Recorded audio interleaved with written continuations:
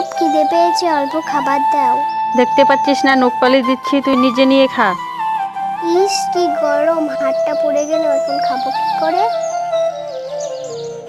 মা আমি অ্যাড করব, তুমি একটু দেখিয়ে দাও। দেখতে পাচ্ছিস না ফোন করছি, ভাগ এখান থেকে। মা তুমি আমাকে একা রেখে চলে গেলে কেন?